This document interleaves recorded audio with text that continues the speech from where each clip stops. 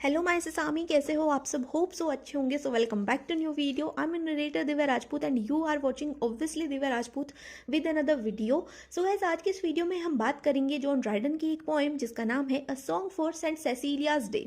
तो इस पोएम को लिखा गया था 1687 में और जॉन ड्राइडन ने इस पोएम को लिखा था सेंट सेसिलिया के लिए। अब आप कहेंगे कि सेंट सेसिलिया कौन है? तो सेंट सेसिलिया को म्यूजिक की देवी कहा जाता है, यानी कि संगीत की देवी। तो उनके लिए इस पोएम को लिखा गया था। तो चलिए बिना देरी के शुरू करते हैं हमारी आज की इस जर्नी को। तो पोएम की शुरुआत होती है from harmony, from heavenly harmony this universal frame began. अब यहाँ पर हारमनी का मतलब है संगीत और हेवनली हारमनी का मतलब है स्वर्गीय संगीत। तो यहाँ पर पोइट बोलते हैं कि संगीत के वजह से ही इस यूनिवर्स का जन्म हुआ, संगीत की वजह से ही इस ब्रह्मांड की उत्पत्ति हुई है।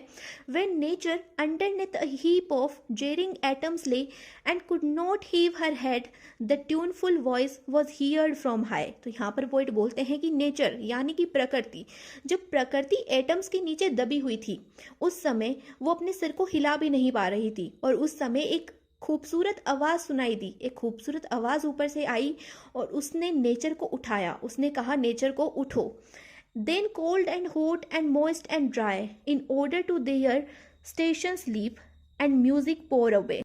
फिर म्यूजिक ने यानी कि संगीत ने हर उस चीज़ के ऊपर जो कि नॉन लिविंग थी या फिर लिविंग थी, हर उस चीज़ के ऊपर अपनी संगीत को छिड़का जो कि एटम्स के नीचे दबी हुई थी। और जैसे ही म्यूजिक ने उसके ऊपर संगीत छिड़का वैसे ही वो चीज़ जो है उछलने लगी। लीप का मतलब होता है उछलना, चाहे वो कोल्ड हो, चाहे वो हॉट हो, चाहे वो मॉइस्ट हो, चाहे वो ड्राई हो, हर वो चीज़ जो एटम्स के नीचे दबी हुई थी, जैसे ही म्यूजिक ने उसके ऊपर अपना संगीत छिड़का वैसे ही वो हर चीज़ उछलने लगी। From harmony, from heavenly harmony this universal frame began. और इस तरह इस संगीत से या फिर हम कहें स्वर्गीय संगीत से यूनिवर्स का जन्म हुआ, ब्रह्मांड की उत्पत्ति हुई। From harmony to harmony, through all the compass of the notes if rain, the diapason closing full in men। तो यहाँ पर पोइट बोलते हैं कि संगीत से लेकर के संगीत तक, जहाँ तक भी संगीत पहुँच सका, जहाँ तक भी संगीत की ध्वनि पहुँच सकी, जहाँ तक भी संगीत की वेव पहुँच सकी, वहाँ वहाँ पर इंसान का जन्म हुआ, वहाँ वहाँ पर लिविंग थिंग्स का जन्म हुआ। जहाँ जहाँ पर संगीत पहुँच पाया, जहाँ जहाँ पर संगीत की वेव्स पहुँच पाई, वहाँ वहाँ तक इंसान का जन्म हुआ। तो यहाँ पर आपका फर्स्ट स्टेंजा जो है कंप्लीट होता है। अब बात करते हैं सेकंड स्टेंजा की। फिर आगे के स्टेंजा में पोइट बोलते हैं what patient cannot music raise and quell. तो यहाँ पर पोइट बोल रहे हैं कि ऐसी कौन सी चीज़ है, ऐसा कौन सा घाव है जिसे म्यूजिक भर नहीं सकता, ऐसा कौन सा घाव है जिसे म्यूजिक पॉर नहीं कर सकता। When Jubal struck the corded shell his listening brethren stood around and wondering on their faces fell to worship that celestial sound. तो यहाँ पर पोइट बोलते हैं जुबिल, यहाँ पर एक बाइबल में एक स्टोरी है जिसमें जुबिल जो कि फर्स्ट म्यूजिशियन थे, जिन्होंने पहली बार संगीत बजाया था, उनके बारे में यहाँ पर बात की गई है। तो जुबिल ने जब एक कॉर्डेड शेल को बजाया, अब कॉर्डेड का मतलब होता है तार और शेल का मतलब होता है सीप।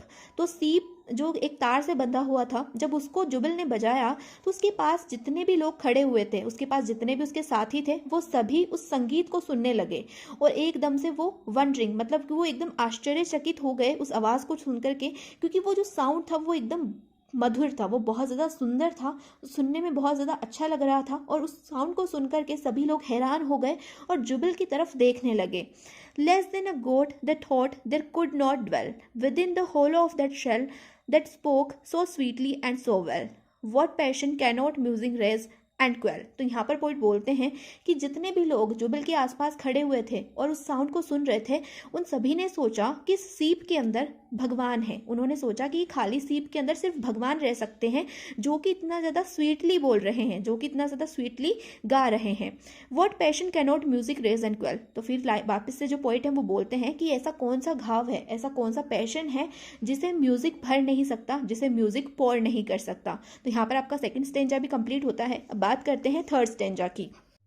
फिर थर्ड स्टेंजा के अंदर पोइट बोलते हैं the trumpet loud clangour excite us to arms with shrill notes of anger and mortal alarms. तो यहाँ पर ट्रम्पेट का मतलब है इंस्ट्रूमेंट, एक ऐसा इंस्ट्रूमेंट जिसे बजाया जाता है। तो पोइट यहाँ पर बोलते हैं कि जो ट्रम्पेट की आवाज़ होती है वो बहुत ज़्यादा लाउड होती है और ये हमें हथियार उठाने के लिए उकसाती है। तो ट्रम्पेट को यहाँ पर एक मॉर्टल अलार्म के साथ में जो है डिनोट करा गया है। मॉर्टल अलार्म का मतलब एक ऐसी घड़ी जिसे कभी बंद नहीं किया जा सकता। तो ट्रम्पेट की जो आवाज़ होती है बहुत ज़्यादा तेज होती है और वो हमारे गुस्से को और ज़्यादा बढ़ा देती है, जिसकी वजह से हम हथियार उठाने के लिए तैयार हो जाते हैं। फिर आगे की लाइन्स में पोइट बोलते हैं the double double beat of the thundering drum. तो पहले ट्रम्पेट की बात हो रही थी, अब बात हो रही है ड्रम की। तो यहाँ पर पोइट बोलते हैं कि जैसे ही ड्रम के ऊपर एक स्टिक मारी जाती है उसमें से एक थंडरिंग आवाज़ आती है। थंडरिंग का मतलब होता है गरजना, जैसे बादल गरजते हैं वैसे ही आवाज़ एक ड्रम के अंदर से आती है। Cries back, the voice come, charge this too late to retreat। यहाँ पर पोइट बोलते हैं और इस ड्रम को बजाने के बाद में जो आवाज़ आती है, जो थंडरिंग आवाज़ आती है, वो हमें उकसाती है लड़ने के लिए। वो हमसे कहती है कि अब तैयार हो जाओ लड़ाई के लिए, क्योंकि वापस पीछे हटने के जो टाइम था वो जा चुका है। अब हम वापस पीछे नहीं हट सकते, अब हमें लड़ना होगा और अब वो हमें उकसाती है हथियार उठाने के लिए। तो यहाँ पर आपका थर्ड स्टेंजा भी कंप्लीट होता है। अब बात करते हैं फोर्थ स्टेंजा की। आगे के स्टेंजा में पोइट बोलते हैं the soft complaining flute in dying note discover the voice of hopeless lovers. तो फ्लूट का मतलब होता है बांसुरी। यहाँ पर पोइट बोलते हैं कि बांसुरी की सॉफ्ट आवाज़ हमें होपलेस लवर्स के दुखों के बारे में बताती है। वो लवर्स जिनका प्यार पर से विश्वास उठ गया है, उनके दुखों के बारे में बांसुरी की आवाज़ बताती है। Whose dirge is whispered by the warbling lute. अब लूट का मतलब होता है वीणा।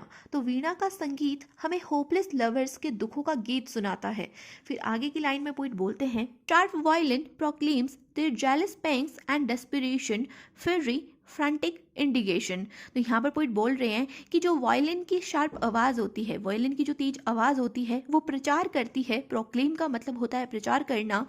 जेलस पैंग्स का मतलब है दर्द भरे इमोशंस, एंड डिस्परेशन का मतलब है निराशा, फ्यूरी का मतलब है गुस्सा, फ्रंटिंग का मतलब है डर से, इंडिगेशन का मतलब है नाराजगी। यहाँ पर पोइट बोलते हैं कि जो वायलिन की शार्प आवाज़ होती है वो प्रचार करती है एक होपलेस लवर की दर्द भरे इमोशंस का, उसकी निराशा का, उसके गुस्से का और उसके डर से भरी नाराजगी का।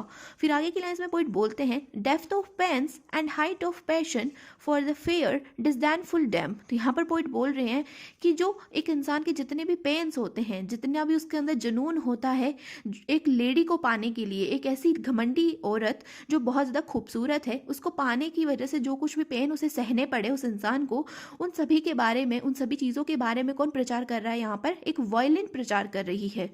फिर आगे की लाइन्स में पोइट बोलते हैं but oh what art can teach what human voice can reach. यहाँ पर पोइट बोलते हैं कि ऐसी कौन सी कला है जो हमें सिखा सकती है और ऐसी कौन सी इंसान की आवाज़ है जो पहुँच सकती है। The sacred organ praise. Sacred का मतलब है पवित्र और ऑर्गन एक तरह का इंस्ट्रूमेंट है जिसे सेंट सिसीलिया बजाया करती थी। तो यहाँ पर पोइट बोलते हैं कि ऐसी कौन सी कला है जो हमें सिखा सकती है और ऐसी कौन सी ह्यूमन की आवाज़ है जो सेंट सिसीलिया के ऑर्गन तक पहुँच सकती है। नोट्स इंस्पायरिंग होली लव, क्योंकि जो सेंट सिसीलिया का ऑर्गन है, जब भी वो उस ऑर्गन को बजाती हैं तो उसके अंदर से इतनी ज़्यादा मधुर आवाज़ निकलती है जो हमारे अंदर की स्पिरिचुअलिटी को जगा देती है। हमारे अंदर की जो आध्यात्मिकता होती है उसे उनकी जो आवाज़ है, उनके ऑर्गन की जो आवाज़ है वो जगा देती है।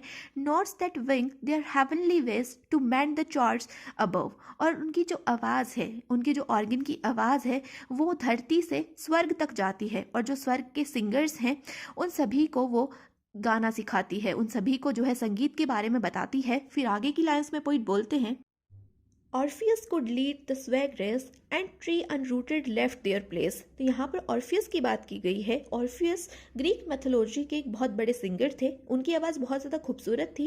तो यहाँ पर पोइट बोलते हैं कि ऑर्फियस की आवाज़ इतनी ज़्यादा खूबसूरत थी कि वो स्वैग रेस का मतलब है असभ्य लोग या फिर हम कह सकते हैं आदिवासी लोग जो हमारी भाषा को नहीं समझते हैं, हमारी जैसे व्यवहार नहीं करते हैं, ऐसे लोगों को भी ऑर्फियस अपनी आवाज़ से लीड कर सकते थे। ऐसे लोगों के ऊपर भी वो अपना हुक्म चला सकते थे, इतनी खूबसूरत ऑर्फियस की आवाज़ थी। And tree unrooted left their place. उनकी आवाज़ को सुनकर के पेड़ भी अपनी जड़ों को उखाड़ करके एक जगह से दूसरी जगह शिफ्ट हो जाते थे। तो यहाँ पर बताया गया है कि ऑर्फियस की आवाज़ इतनी ज़्यादा खूबसूरत थी कि वो अपनी आवाज़ से जानवरों के ऊपर तो हुक्म चला ही सकते थे, बल्कि वो पेड़ों के ऊपर भी अपना हुक्म चलाते थे। Sequence of the lyre. तो यहाँ पर लायर कहा गया है वीणा को। यहाँ पर पोइट बोलते हैं कि ऑर्फियस वीणा वादक थे, मतलब वो वीणा बजाते थे।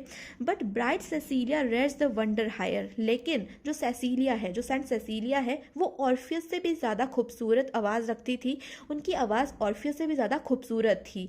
Van to her organ vocal breath was given an angel heard and straight appeared mistaking earth for a haven.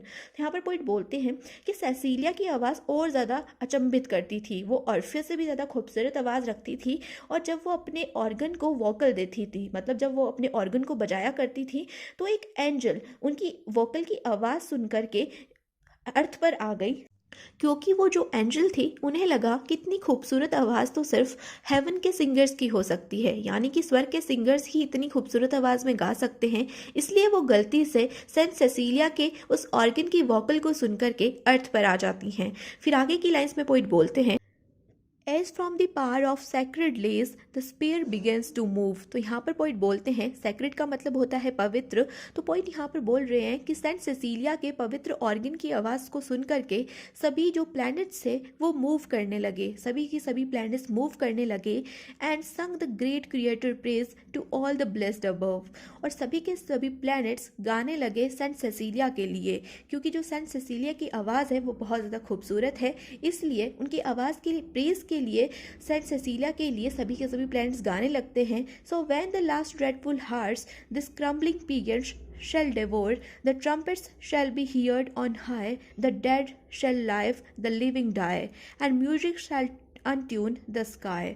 तो यहाँ पर पॉइंट बोलते हैं कि जब इस दुनिया का आखिरी टाइम होगा, जब इस दुनिया का आखिरी घंटे होंगे, उस समय ट्रम्पेट की आवाज़ बहुत ज़्यादा तेज सुनाई देगी। ट्रम्पेट एक तरह का इंस्ट्रूमेंट होता है, मैंने आपको इसके बारे में पहले भी बताया था।